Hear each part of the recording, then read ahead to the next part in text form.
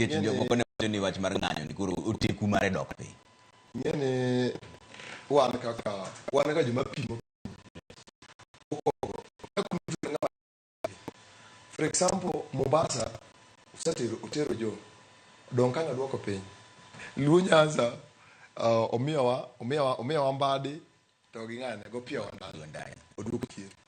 Mano anto gi pacha neno ka odok chien, ng'anyo odok chien. Nikech sana wan jo duono benwa mor. Oketwa pesa to ketwe sitima. Ango kenda wi padwa rango kenda. Ni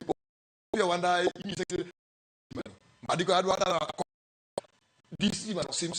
pimbe du mudo wan mwan ango mwarito ango mapodo dito ng'at gi pesa ng'ato ketis omistima madonga mukonyi inya timo gimoro amora isimeti mango seche midware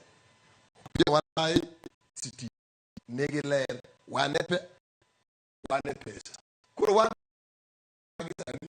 magi machas na pokoyo koro indalo matis mwada bede kodegi ata kwaya gi mulo Ruto luor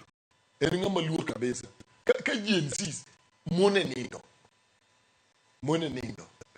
koro kapo ne Raila oramo ni ato onge kuma dhiye kaka Raila dhiye EU be an gi pachana no dhi kuro mondo dhi gi kwal Raila uchako duogo kendo uchako duogo no mana ka kendo 2030 Raila be ngino ti Raila okti ka ngisi no 2032 be Raila pro chako ti kendo wachako doro mala kendo koro gi jogo wana otonare on kuro tiyo kuro wana doro maende adir maken wana doro maende leo ok ni seche mo dhi ma maber seche momi wagi mo richo sani jo rabol dwara ina te ok dwara wana serikal momi wa desni wada tiyo go ma ok ne tiende mar ng'anyo bang' makoro ng'anyo lure ni moko ing'anyo nango piny edhi wuok idhi ng'anyo nango mos kuom jo ng'anyo lakini kiwuok e odi penjri idhi ng'anyo nango ang'o mi ng'anyo moko ng'anyo ni ne tiende ji nitie ng'ama dhi ng'anyo nitie ng'ama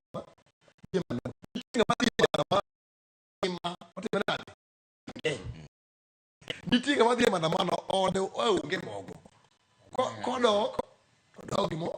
nitie be ng'ama dhi maandamano ni Ruto must go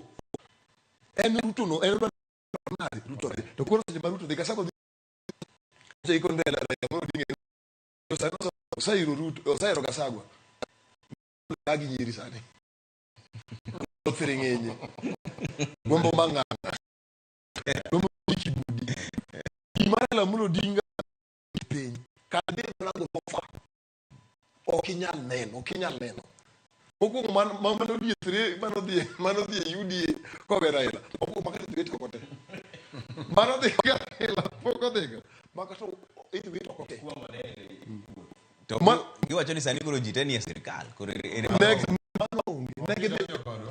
kane Raila negi nyiso negi dhi to na de dage ko negi ni wadonjo gi ngiwu kote brada mwana